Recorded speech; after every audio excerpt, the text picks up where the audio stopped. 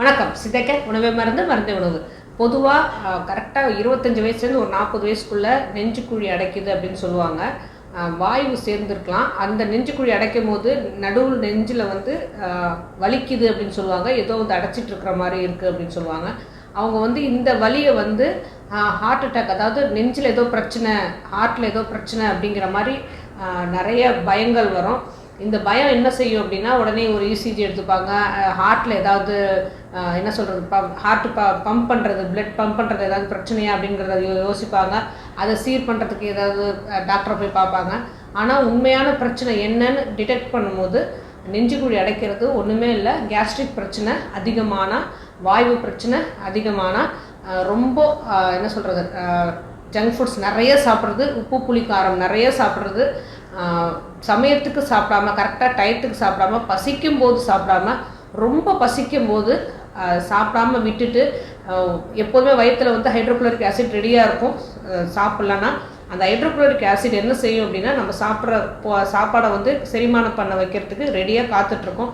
ரொம்ப நேரம் நம்ம சாப்பிடல அப்படின்னா இந்த ஹைட்ரோக்ளோரிக் ஆசிட் என்ன செய்யும் அப்படின்னா, கொஞ்சம் கொஞ்சமாக மேல் எழும்பி, இல்லைனா அந்த ஹைட்ரோக்ளோரிக் ஆசிட்டை இன்னும் ரொம்ப நேரம் பசிக்க விட்டு, ஒரு உப்பு புளிக்காரம் நிறைய உள்ள சாமான், இல்லை ஆயில் பொரித்த சாமான்கள் ஏதாவது ஒன்று போட்டாலோ, இல்லை ஆசிட் பேஸ் ஏதாவது போட்டாலோ, இந்த ஆசிட் அந்த ஆசிட்டும் கலந்து ஒரு கேஸ் மாதிரி உருவாகி நெஞ்சுக்குழியை அடைக்கலாம்.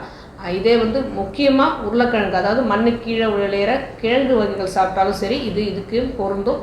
அப்புறம் நான்வெஜ்ஜில் இறால், நண்டு இது சாப்பிட்டாலும் ரெண்டுமே வாய்வு பிரச்சனை கொண்டு போகிறது. இதுவும் இதை செய்ய ஆரம்பிக்கும். நல்ல ஒரு காரக்குழம்பு நல்லா பசிக்க விட்டுட்டு, மதியம் காலையில் சாப்பிட்டு மதியம் ரொம்ப நேரம் சாப்பிடாம ஒரு மதியானம் 3 மணிக்கு மேலே நல்ல சாதத்தில் முதல்ல காரக்குழம்பு போட்டு சாப்பிட்டோம் அப்படின்னாலும் இந்த பிரச்சனை வரும்.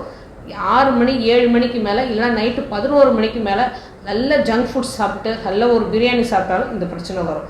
இந்த பிரச்சனை நெஞ்சுக்குழி வந்தோடனே நம்ம முதல்ல நினைக்கிறது ஹார்ட்டில் ஏதாவது பிரச்சனை அப்படிங்கிறது இல்லாமல், இது கேஸ்ட்ரிக் பிரச்சனை. இந்த கேஸ்ட்ரிக் பிரச்சனையை சரி பண்ணுறதுக்கு என்ன செய்யணும் அப்படிங்கிறத முதல்ல பார்க்கணும்.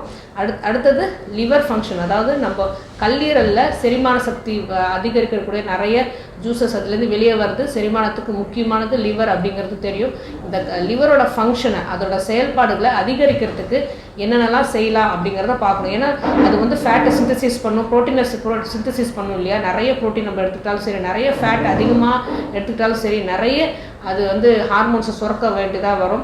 நிறைய பைல் ஜூஸஸ் நிறைய சுரக்க வேண்டியது வரும். இதெல்லாம் செரிமானம் செய்கிறதுக்காக லிவர் நிறைய வேலை செய்ய வேண்டியது வரும். இந்த லிவர் நிறைய வேலை செய்ய களைத்து போய் ஒரு கட்டத்தில் அது லிவரோட தன்னோட ஃபங்க்ஷனை குறைச்சிக்கும்.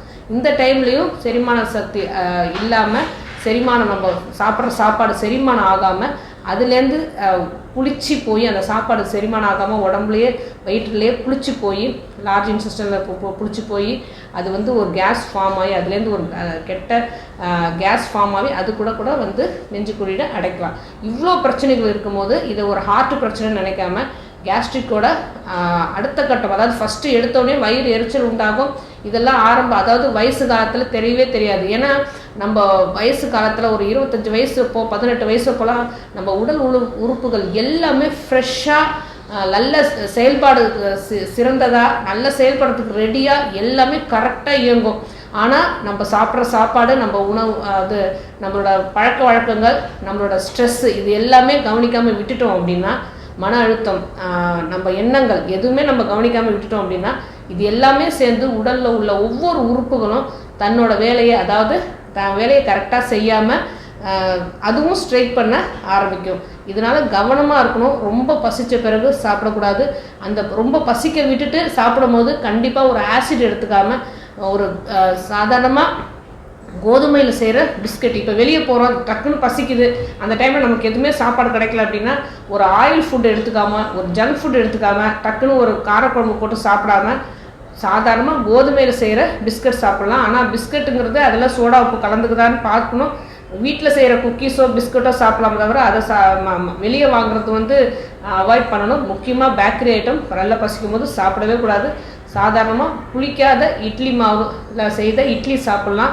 அப்படி இல்லைன்னா வெறும் சாதத்தில் நெய் போட்டு பருப்பு போட்டு சாப்பிட்லாம். இல்லை நெய்யில் மிளகு சீரகமோ பூண்டு பொடியோ போட்டு முதல் 1 வாய் 2 வாய்க்கு நெய் போட்ட சாதம், உருக்கி போட்ட நெய் போட்ட சாதம் சாப்பிடும்போது அது பேஸாக நமக்கு அமையும். ஒன்றுமே இல்லைன்னா ஜஸ்ட் ஒரு பால் குடிக்கலாம். இந்த லாக்டிக் ஆசிட் என்ன செய்யும் அப்படின்னா, உடம்புல உள்ள அந்த ரெடியாக இருக்க ஹைட்ரோக்ளோரிக் ஆசிடை இது பேஸாக மாற்றி கொஞ்சம் அதை அந்த பசியை அடக்கவும் வைக்கும், அந்த கேஸ் வந்து ஃபார்ம் ஆகாமல் தடுக்கும்.